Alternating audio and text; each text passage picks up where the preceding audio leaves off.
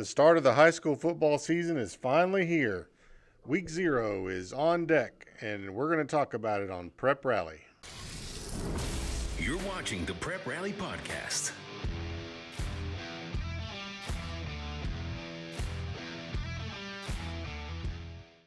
Welcome to the Prep Rally Podcast. I'm Graham Thomas from the Northwest Arkansas Democrat-Gazette. I'm joined in the studio with Rick Fires, and Leland Barclay is with us in the River Valley. And gentlemen, as it's time to get the podcast going again for this week, we can finally say it is game week. I know we had scrimmages last week, but man, it just hits a little differently when you say it is real game week.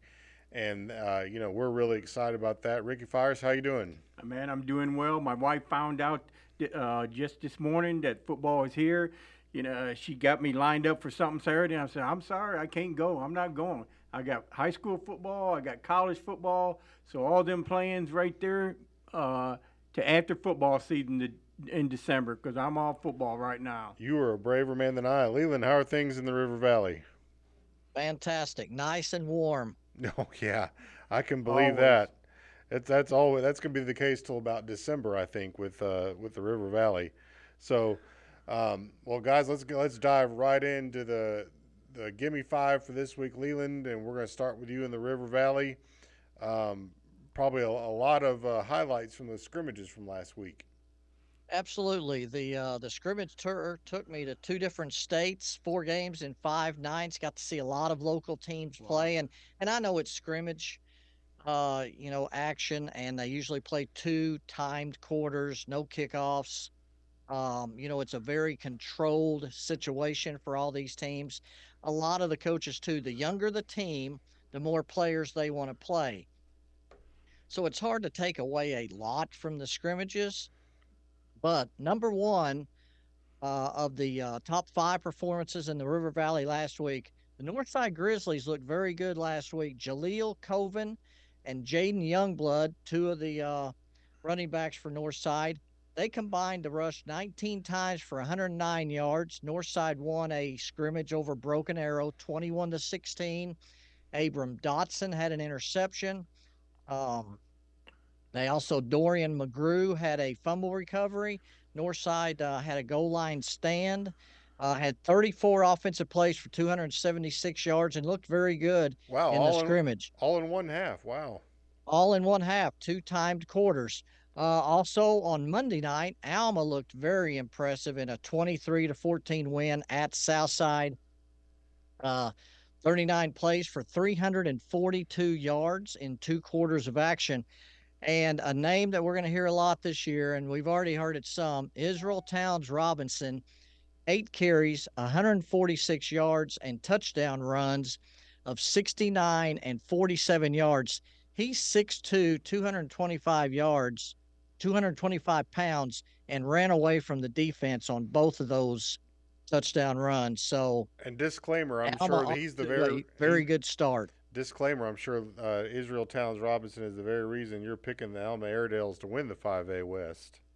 Well, a big reason, he's going to have to play probably, 100 snaps on every single Friday night. Some of those, I guess most of those will be determined during the game, whether they need to be on defense or offense, because he can dominate the game on both sides of the ball. And then, of course, the Greenwood Bulldogs, I know Rick went to that scrimmage, 27-20 win over Fayetteville, 47 offensive plays for 275 yards for Greenwood in 2 quarters. Kane Archer, 22 of 28 for 241 and 2 touchdowns, but they also ran for 2 touchdowns. So Greenwood spotted Fayetteville a 14-0 lead, came back and won that scrimmage. And then, Graham, you were at the Podo Rogers Heritage scrimmage on That was Thursday a real treat. night. Jake Perry, 3 carries for 85 yards for Podo, including an 80-yard touchdown run in that scrimmage, which bodes well for the Podo Pirates this year. I was telling you, Leland, on that one, Rick probably doesn't know this, but Podo had about 15 kids carry the ball that night. I mean, I was writing down a new number, it seemed like every other play. Well, and when I went down to watch them practice, I guess it was in July. Coach Greg Werner had told me at that time that it was going to be running back by committee, and I think it's not because they don't have a running back, but it's because they have several that are good, and I think you saw that on Thursday night, Graham. And then Hmm. number 5, the Paris Eagles with a 14-13 win over Charleston in their scrimmage last week. So that's the top 5 performances from the scrimmages in the River Valley from last week. Interesting that Paris and Charleston were having to scrimmage each other. They typically these. Well, I guess they're not in the same conference. Paris kind of is kind of left on an island on its own out there, and they're not in that 3A1. But that's a great moral victory for those kids. Absolutely. All right. Well, that's the Gimme 5 for this week, and we're going to roll right into our River Valley Sports Report. So, kind of looking ahead to this week, Leland, man, there's just I know there's a lot going down there, but man, there's really 2 big things going on down in the River Valley this week. Thursday night, of course, the Battle of the Bone, the Battle of Crawford County. Van Buren travels to Alma for their annual dog fight. Two teams that are in different conferences. Big game for both teams. Alma's coming off a very good performance in the scrimmage against Southside. Van Buren did not score in their scrimmage against Farmington, and was limited. They had one good drive through an interception in the end zone to squelch that. Now, again, there's a lot to take away from the scrimmages, but also there's a lot for those coaches to come back and work on that next week. So we'll see what happens in the Battle of the Bone on Thursday night. And then, of course, Friday night, the Battle of Rogers Avenue. Southside visits Northside. A lot of festivities going on there. Southside won last year's meeting 42-35 and ended that 7-year winning streak by Northside. Of course, Southside's rebuilding this year. They dropped down to the 6A West, which allows Northside to come back to the 7A West. So 2 big rivalry games there. And it's something else kind of to take away, or maybe at least look at a little bit. In the scrimmages last week, surprisingly, Boonville lost their scrimmage game to Dardanelle, scored 2 touchdowns in 2 quarters. Ozark lost a scrimmage game against Harrison. Toby Wilbanks had a long touchdown run early in that scrimmage, and then they didn't score again, and Harrison kind of ran away from that one. Mansfield scored just 1 touchdown in their scrimmage game against Mena, and then Charleston scored twice and lost a scrimmage game at Paris. Now, we know that Boonville, Ozark, Mansfield, and Charleston are all going to be very good. So we'll see if that's how indicative those scrimmage games were for the season for those teams, but I don't think they will be. Hey, real quick, going back to the Battle of Rogers Avenue, we got an 8 o'clock kickoff for that on Friday night, and I want you to tell our listeners kind of the reason why. There's a lot of people think it's heat related, but actually there's just a lot of festivities going on at Mayo Thompson Stadium. A lot of festivities going on. I think there's going to be a flyby by some jets prior to the game. There's also going F-16s, to be right? a big United States flag that's going to be unfurled before the game. That's from what I hear goes from the 20 to the 20. So there's a lot going on before the game that people will want to certainly get there early and enjoy. All right. Anything else going on with the River Valley this week and on the high school? I know the Greenwood, the high school volleyball season started last night on Monday, and Greenwood was swept by Fayetteville, and there are going to be 2 or 3 games a week probably for these volleyball teams. And then I know there's some Oklahoma softball and all that stuff. Absolutely. A lot going on. Volleyball season just starting. It'll be interesting to take a look at Hackett, of course, and Mansfield, Greenwood. They're always there. And then, Alma's golf team had a very good performance yesterday in their golf tournament. And softball's really heated up in Oklahoma. Emma Hackler, a pitcher for Poto, is off to a fantastic start for the Lady Pirates. And, of course, Alyssa Parker, off to a terrific start for Pecola. Both of those teams are going to be highly ranked, and they'll be seeded 1-2 in the county tournament, which comes up in 2 weeks. Oh, wow. Mm. So they play softball in Oklahoma in the fall instead of spring.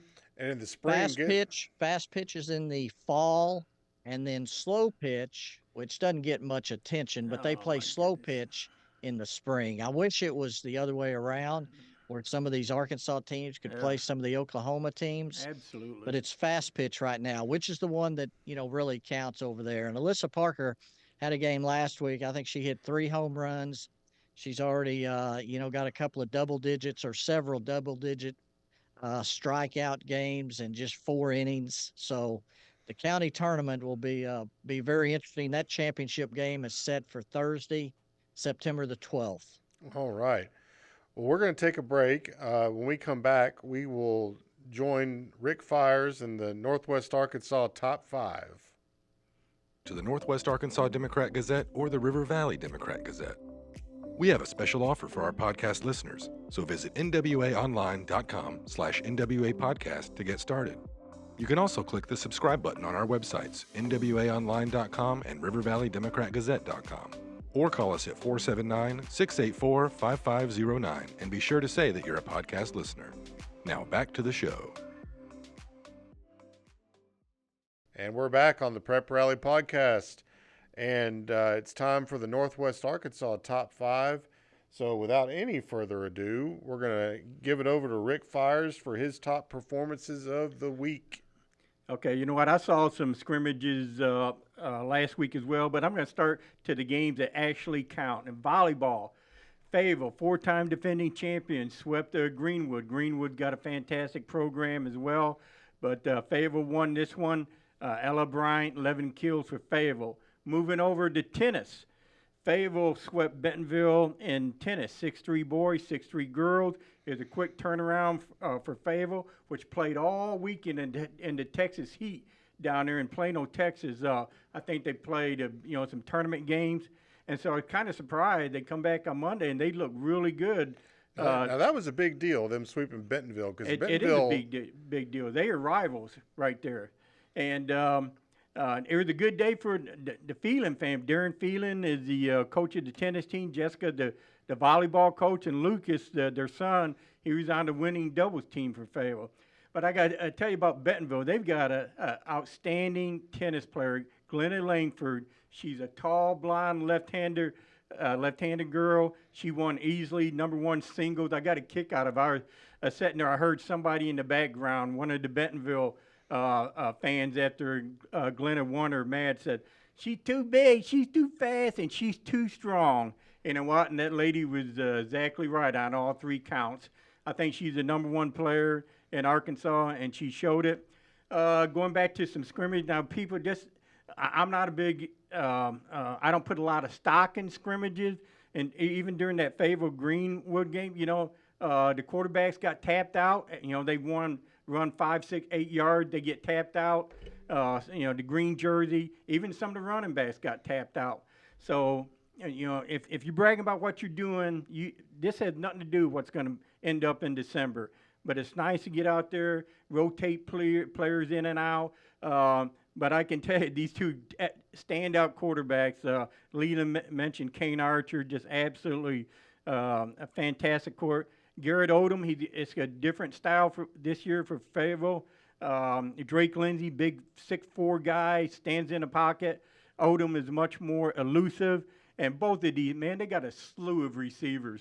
I don't know, maybe 13 different guys that combined on 2 teams that had receptions. Let me see. I also saw a scrimmage over at Prairie Grove. One of the things is they're one of the last teams up here that has artificial surface. It's top of the line. It looks fantastic. I played on artificial surf in the 70s where it's like concrete. The technology has come along so far. It is superb. But I'll tell you what's not superb. Prairie Grove looked like they always do. They're going to run the wing tee, run all kind of plays. I think it was like 68-21 if anybody's keeping score. But the story here in this game is Clarksville, man, they are so down. They've gone 0-10 the last couple years, and Coach Mitchell Powers, man, they really got a major rebuilding project going down there. They're a 5A school, and they got waxed by Prairie Grove, which is now 4A. So that's my observations from the top highlights from last week. Okay. And that leads us into our Northwest Arkansas Sports Report, and kind of hit on those same, some more of those same elements there, Rick. I was going to ask you a little more about that tennis. You hit on a lot on your top five there, but man, that just an early season matchup with Bentonville and Fayetteville, you'd almost think that could have been a state championship preview there. Most definitely. But the thing is, I'm confused. I don't cover a lot of tennis. Darren Phelan tried to explain it to me.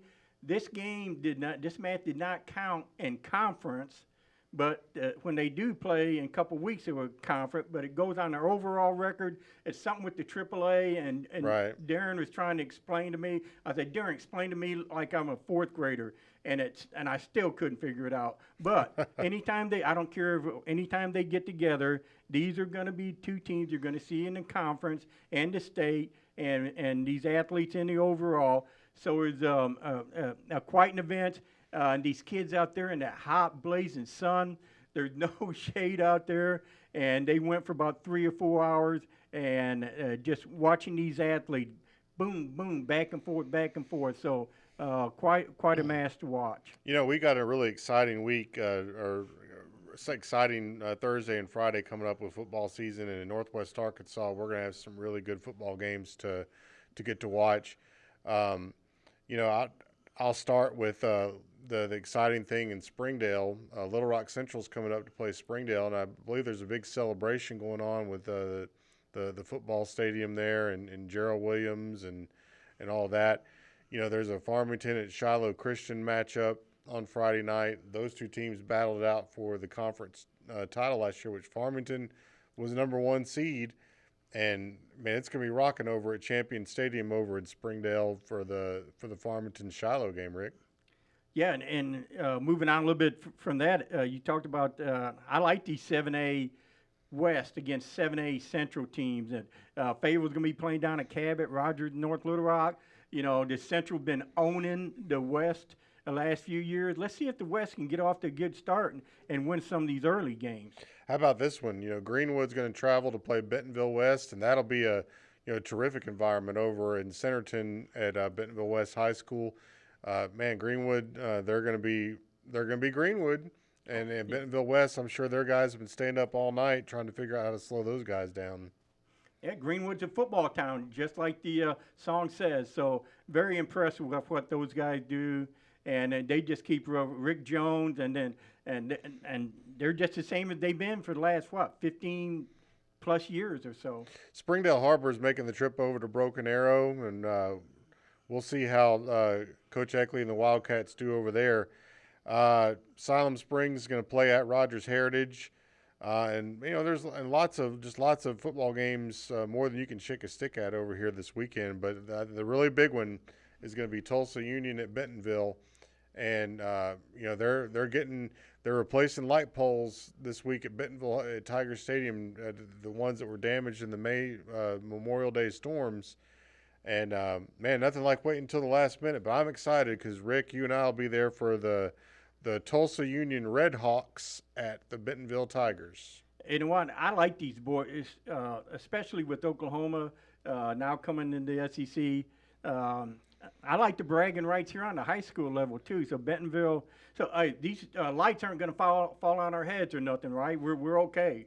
Yeah, as far as I know, we should be good to go. But this is a Tulsa Union. They're a regional power, have been for a long time. Bentonville's also one of the top programs in Arkansas. So I like seeing them go head to head, and kind of supposed to be neutral, but I gotta say, kind of pulling for Bentonville. But man, Tulsa Union, I think they were 10-2 last year, made it to the semifinals in 6A1, their highest classification. So loved that game. Can't wait to get there. All right. Well, when we come back, we'll get to what everybody's been waiting for, the Who You Got segment, where we get to give our picks for this week. Get the latest breaking news on all Arkansas Razorback sports at WholeHogSports.com. Our award-winning reporters and photographers go beyond game recaps to bring our subscribers the most trusted Razorbacks news anywhere. With expert analysis, the latest in recruiting, plus unique and compelling stories of your favorite teams. Subscribe today at WholeHogSports.com. All right, we're back with the Prep Rally Podcast. Graham Thomas and Rick Fires here in the Fayetteville studio, and Leland Barclay joined us from the River Valley. All right, boys, it's time for Who You Got. Who you going to pick this week? And we're going to start on Thursday night in the River Valley. Leland, we got Van Buren at Alma. Who you got? Well, it's a dog fight, but I'm going to have to go with the home team has won the last 3 of these. I think after Friday night, it's number 4 in a row for the home team. The Alma Airedales, like I said, looked very good in the scrimmage game. I know that was a long time ago now, but, I just think that Israel Towns Robinson, starts off his senior year with a bang. So you got the Alma Airedales. I'm gonna go again you, like Rick Fires likes to say. Give me the Van Buren Pointers to make it 2 in a row in the Battle of the Bone. Rick Fires, Alma, Van Buren. Who you got? I'm going again you. So I got Alma. Alma. All right. Moving right along, we're going to stay in the River Valley, Fort Smith Southside at Fort Smith Northside, the Battle of Rogers Avenue. Rick, I'm going to let you lead us off this time. Who you got? I'm going to go Northside. I've seen a lot of these games. I've seen it go back and forth.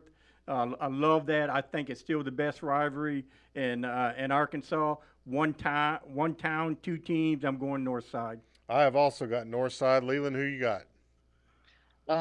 Southside won last year's game that ended a 7-year winning streak by the Grizzlies. I think the Grizzlies start a new winning streak with a win on Friday night at home. All right, we're all going Northside there, so that means Southside will definitely probably win the game. All right. How about a little mini battle of Benton County here?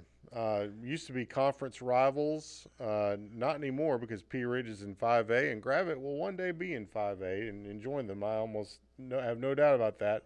But Gravette at Pea Ridge, I'll start us out, and I will take – who you got? I will take the Gravette Lions to get a win over Pea Ridge on the road. Rick Fires, who you got? Same here, Gravette Lions. Leland, who you got? Yeah, I think Gravette, they built them some momentum last year, and I think they keep that up, and they win their opener this year. All right, that'd be a big win for the Lions at Black Hawk Stadium. Not an easy place to go play for sure. Another key matchup, and we're going from former conference rivals here to Farmington and Shiloh Christian. Farmington's still in the 5A West. Shiloh is down in the 6A West, and they're going to open up the year against each other. And Tommy Tice making his official head coaching debut for the Farmington Cardinals coming out of retirement. And Leland, who you got? I think, Shiloh Christian is just I think they're going to make the move to Class 6A very well, and I think it starts Friday night with a win over Farmington. I am in complete agreement. Shiloh Christian gets a little payback for last year. Rick Fires, who you got? Even though I got Farmington winning 5A West, I'm going Shiloh Christian. Yeah. If it were at Farmington, I might, think a little bit differently. Shiloh Christian's got a great home field advantage over there in Springdale. 7A, Class 7A matchup, Fayetteville at Cabot. Long trip for Fayetteville to make here. I'll lead us off on this one, but I'm going to go with the Fayetteville Bulldogs to defeat the Cabot Panthers closer than the experts think, but they'll get it done. Rick Fires, who you got? I'm going to go Fayetteville and by at least 2 touchdowns. Woo. All right, Leland, who you got?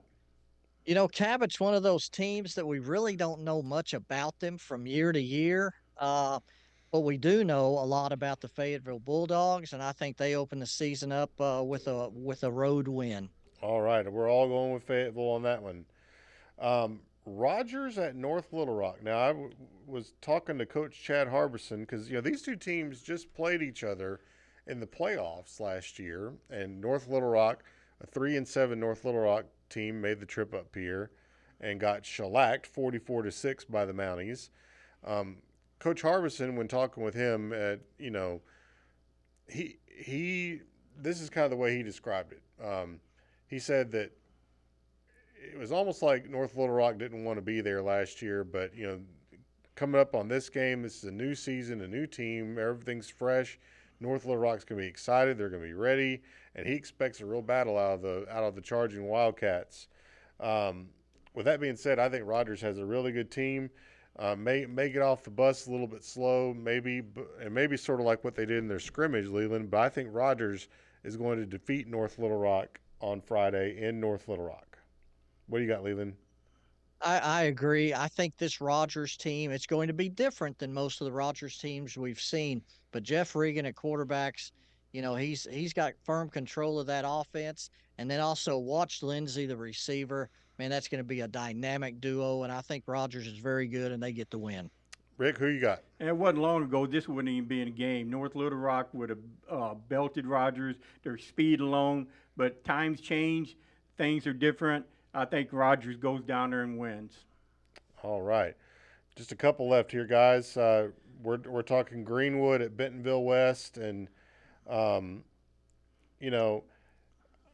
the heart really wants to pick Bentonville West here because I know that they've got a really good football team over there. But I tell you what, I just don't know that they can slow down Greenwood. So I am taking Greenwood to beat Bentonville West. Rick, who you got? I got Greenwood. Greenwood. Leland, what'd you say? The Arkansas Sports Media poll came out earlier this week. Greenwood's number 2, Bentonville West is number 10. So this is the first top 10 matchup of the season, and I think it ends up playing like that. I have Greenwood by a narrow margin winning at West on Friday night. Ooh, close. I like it. And that'll lead us to what's going to be our game of the week, Tulsa Union at Bentonville West. And, guys, this is just a titanic matchup. These two teams have scrimmaged each other every year, I think, for the last 20 years, dating back to the Barry Lunney era at Bentonville.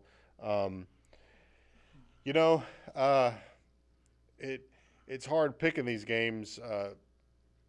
You could go either way just from the outside looking in, and I'd be thrilled to be wrong.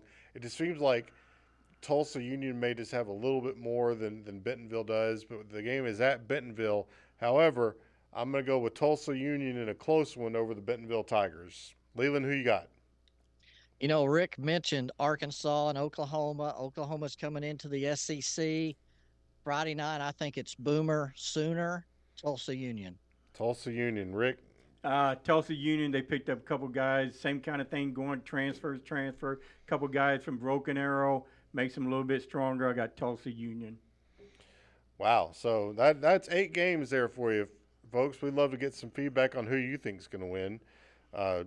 Be sure and G. Thomas at NWAOnline.com. If you feel differently, be sure and email me. And we'd love to get some feedback on that.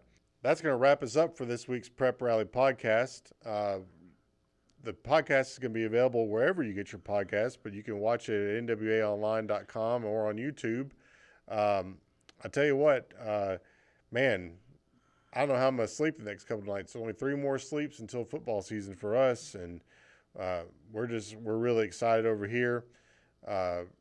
Rick, we'll see you Friday night at Tiger Stadium. Leland, I know you're going to the Van Buren Alma game on Thursday and Southside Northside on Friday, so you get double the fun for you.